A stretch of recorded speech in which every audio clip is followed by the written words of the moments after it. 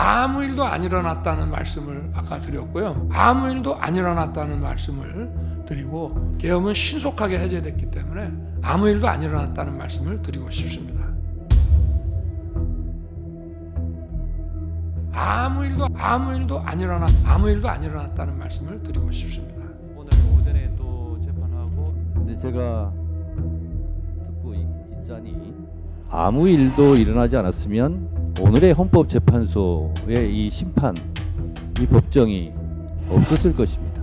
이런 엄청난 일이 벌어졌는데 말씀하십시오. 아까 그거는 제가 그냥 설명을 드리겠습니다. 선관위에 좀 보내라고 한 것은 제가 김용현 장관에게 얘기를 한 겁니다. 물론 제가 검찰에 있을 때부터 선거 그 사건 그리고 선거 소송에 대해서 이제 쭉 보고를 받아 보면은 일단 이 투표함을 개함을 했을 때 여러 가지 상식적으로 납득이 안 가는 이런 엉터리 투표지들이 이제 많이 나와 있기 때문에 부정선거라는 말은 쓰는 사람마다 물론 다릅니다만은 이게 좀 문제가 있겠구나 하는 생각은 제가 해왔고요. 근데 이제 2023년 10월에 국정원으로부터 한 3차례에 걸쳐가지고 중앙선관위 전산 시스템에 대해서 자기들이 점검한 거를 보고를 받았는데 정말 많이 부실하고 엉터리였습니다. 그런데 이제 국정원에서는 그때도 이거를 충분히 다 보여준 게 아니라 아주 일부만 보여줬다. 제가 그때 보고받기에는 한 5% 정도 장비만 보여줬다라고 했기 때문에 제가 김용현 장관한테 계엄을 이제 아마 금요일 11월 한 29일 내지 30일쯤 됐던 것 같은데요. 감사원장 탄핵 이제 발의를 한다는 얘기가 나오면서 이제 계엄 얘기를 했습니다. 그런데 하게 되면 그 계엄법에 따라서 국방장관과 지휘를 받는 계엄사가 계엄 당국이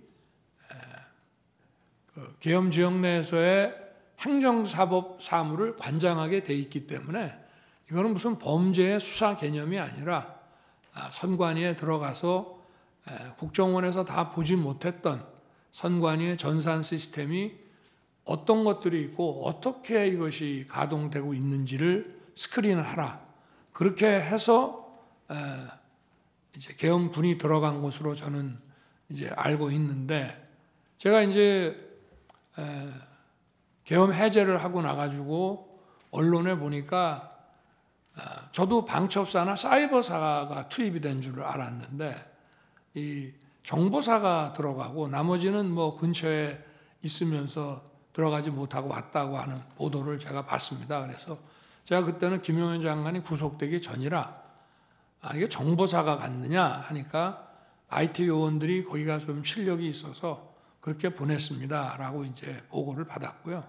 그래서 아마 방첩사는 저 근처까지 갔다가 이제 못 들어갔을 것이고 그 여론조사 꽃도 제가 가지 말라고 이제 아마 그게 자기들 계획에는 있었는지 모르겠는데 제가 그거는 하지 마라 그래서 가다가 거기는 이제 중단했을 것이고요.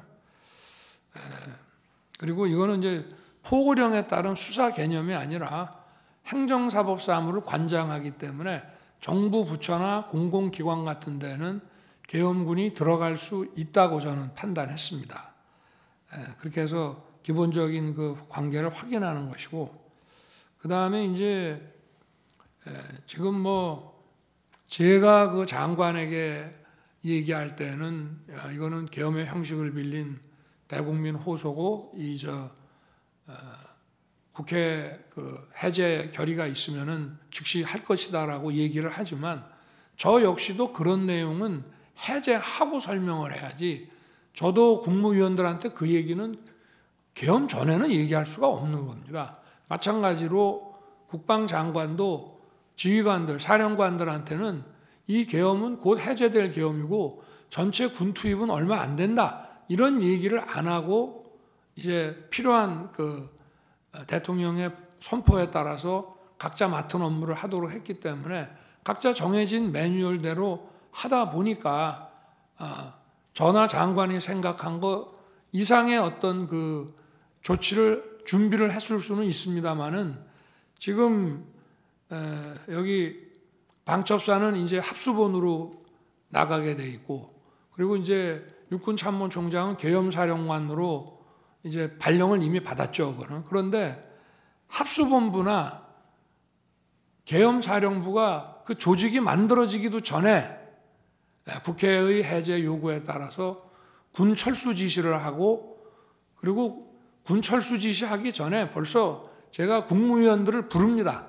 나와서 비상계엄 해제를 하려면은 국무회의를 해서 또 해제를 해야 되기 때문에 집에 들어간 국무위원들을 나오게 하고 그 시간까지 기다리기가 뭐해서 저 장관하고 계엄사령관을 불러서 저 군을 철수시켜라.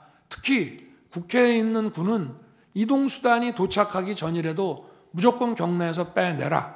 이제 이렇게 하고 그리고 기다려도 이제 저 국무위원들이 빨리 도착을 안 하니까 제가 먼저 브리핑룸으로 가서 군은 철수시켰고 이제 정족수가 채워지면 계엄 해제는 곧 한다 이렇게 이제 발표를 합니다.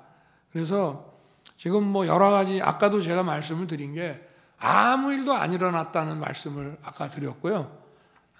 이번에도 역시 지금 뭐 방첩사도 많은 사람들이 조사를 받았습니다만은 방첩사 본연의 일이 아니고 방첩사가 합수본으로 이제 역할을 맡게 돼서 하는 업무인데 합수본 자체가 지금 저 방첩사령관이 합수본부장으로 장관에 의해서 임명만 받았지 합수본 자체의 구성이 하나도 안 돼 있었습니다. 그 상태에서 해제가 됐고 아무 일도 안 일어났다는 말씀을 드리고 계엄사 역시 마찬가지고요.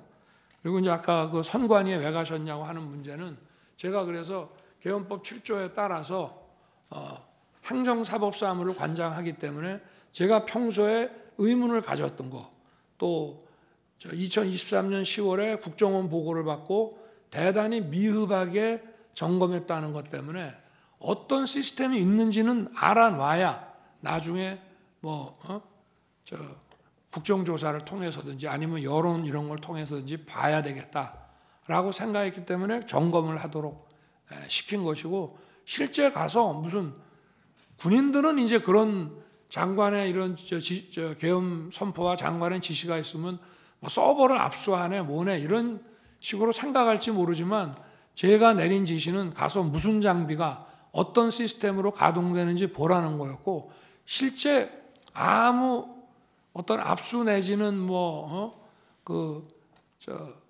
서버 압수라는 그 하드웨어뿐만이 아니라 그 안에 있는 어떤 소프트웨어나 이런 컨텐츠도 압수한 게 전혀 없는 것으로 저는 보고를 받았습니다. 그만큼 계엄은 신속하게 해제됐기 때문에 아무 일도 안 일어났다는 말씀을 드리고 싶습니다.